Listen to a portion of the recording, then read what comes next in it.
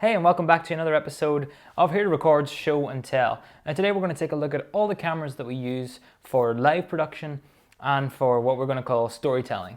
It's pretty much the way our equipment works. Is we have things that we use during a live switching conference or an event, and then we have things that we use for, let's say, interviews or behind the scenes videos.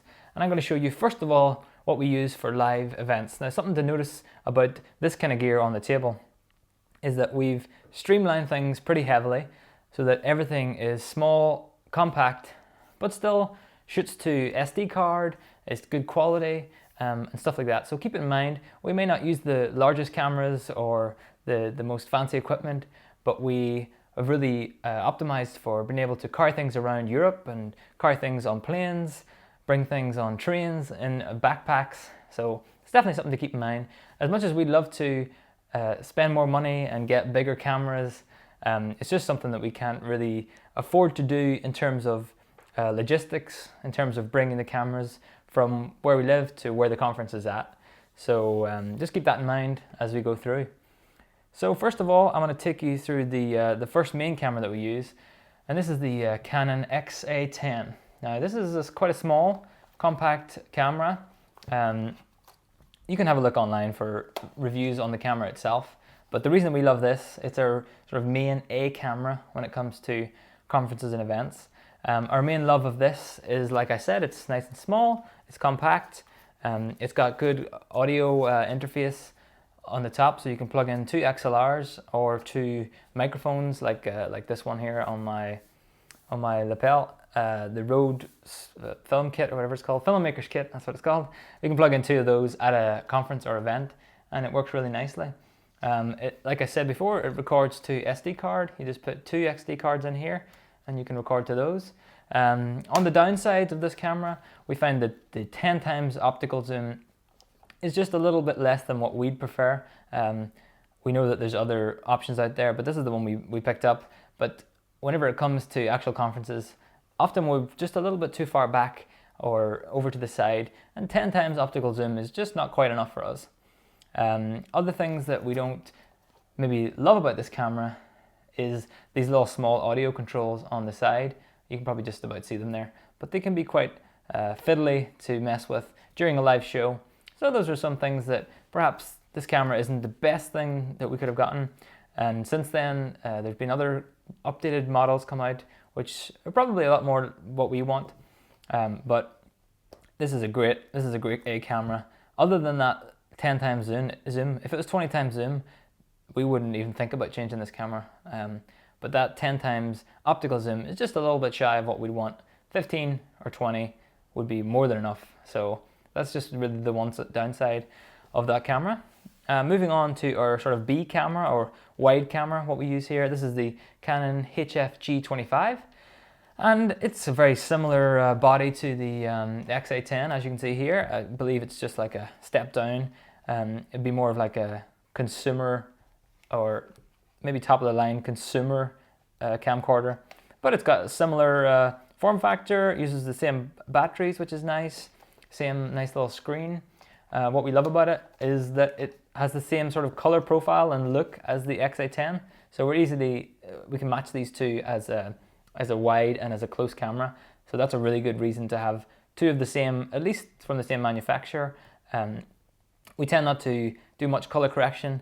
Most of what we capture on the day is what we use in the end. So being able to match these cameras so easily on the day, it just means that we've got one less thing to do afterwards. So I love that about it. Other things that we like about it, small and compact. We can easily throw this in the backpack. We could always buy a third one of these as well, or a third camera in this line, and it would fit in our backpack.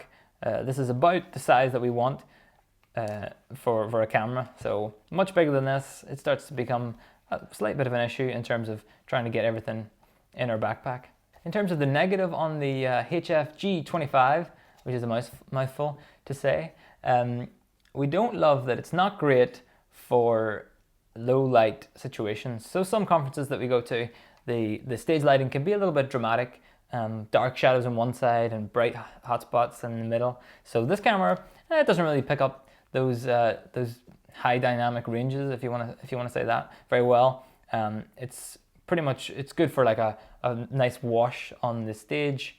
But if it's a little more detailed than that, sort of shadows and highlights, then it kind of falls down there. So it's really good for whenever it's a very blank or similar color space or similar lighting space across the stage in a conference or in a meetup. But when things get dark, let's say the projector is super bright, but the light on the speaker is quite dark, it starts to struggle a little bit with that. On the other downsides, I guess it's not really good enough for an A camera. I don't think I would trust it quite for that. That's why I like this audio interfaces on the X.17. Just makes it so much easier to get audio from the venue into the cameras. So let's move on to the final camera. We tend to run 2 camera setups for most of our live shows, and if we want a third camera, that's when the GoPro comes in. Up until now, we've been using a GoPro Hero 4, but we just got a Hero 5, so I thought I'd include it in this video. But yeah, here's the Hero 5. Has a nice HDMI output on the side, which is a clean HDMI output. We love that about it. We also love that you can really just put it anywhere. It's a tiny little camera. You can attach it to a GorillaPod and just shove it in the corner, up high on a metal bar. And as long as you can get your cable to that, then it's perfectly fine. It's a great camera to use. I would say on the downside, it can be quite tricky to use with live switchers. You need to either run it straight from the camera into the switcher through HDMI, or you need to use some sort of scaler, or you can also use an EDID device. We find that often we'll just plug it in through HDMI, a short HDMI cable into our switcher, and it works fine as long as you have the settings right. It's a bit tricky to get right sometimes. If you run it through a scaler, you can do that if you want, but you can often buy those scalers for the same amount of money as you buy the GoPro, so you have to weigh up the expense of the GoPro plus a cross converter or a scaler, and then is it really worth it? Should you just buy, let's say, something like another one of these G25s? Maybe that works better for you. You can run this on a battery for a long time. You can also record and output on HDMI at the same time.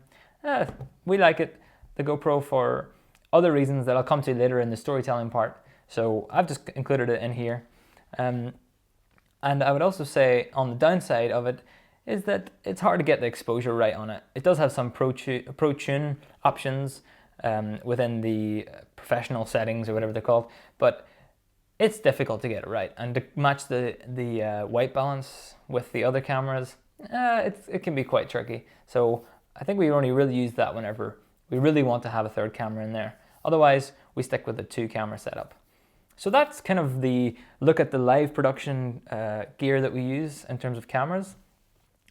Upgrade wise, we'd love to change this to, let's say, the XA35, because that one comes with SDI output, which would be nice, so we can go straight into the switcher. It also has a 20 times zoom, also some other things, because this is a few years old, this camera. So we'd like to upgrade to something like the XA25, and that would be really nice. That means that this XA10 could then become the wide camera and take place of the HF-G25, and then the HF-G25 could take place of the GoPro. So everything kind of turns around on itself. But for now, we're pretty happy with the cameras we use. I always think that it's not really what cameras you use, it's how you use them, right? So I've seen plenty of people who have amazing gear do a bad conference recording, and people who have low budget gear like us do a great conference recording. That's not to say we're doing a great job or an awful job, but I just think that it really comes down to how you use the cameras rather than what cameras you have. And like I said before, compact, everything works well, everything looks well together, so we're perfectly happy with that. You can also record an SD card, so you can record a conference or even a small meetup without having to live switch. So that's why we love these cameras. So let's take a look at what we use for storytelling, and I'm going to change all the cameras around because we're using those storytelling cameras right now to record this episode. So I'll flip the cameras and we'll take a look at those. So we switched around the cameras, and now you're watching this through our previously mentioned cameras. So that's the X810, and up above is the HF-G25. That's what we use for most of these show and tell episodes as well. And on the table now I have everything that we use for our, what I would call, storytelling part of, whether that be a conference or interviews or whatever we may be filming for some sort of client. So this is what we use. Everything is HD except for the 4K abilities on the GoPro, but we pretty much shoot everything in HD. Looking around the main cameras, so the main sort of DSLR we have is the 700D from Canon. This is great. We love this camera.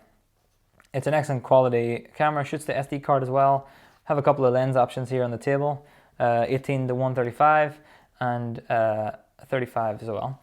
Tend to just switch between the lenses when we need them, but mostly this is our main sort of behind the scenes of a conference camera, or just that kind of general filming what's going on. It'll usually be carried around with us, and we capture pretty much everything on this. In terms of the downsides for this camera, you don't get like a clean HDMI feed out, so you can't connect a external monitor. We have the Blackmagic Video Assist. You can't connect that to it, so that means you're limited by the internal recordings and not be able to check out the view on a bigger screen. We knew that going into getting this camera. It wasn't really what we wanted at the time. Looking forward, we'll probably look at a camera that you can do that with, so we can take advantage of that larger size screen on the Video Assist and the ProRes recording as well. But for now, we're happy with the small screen on there. Other camera option is sort of it depends what event we're doing.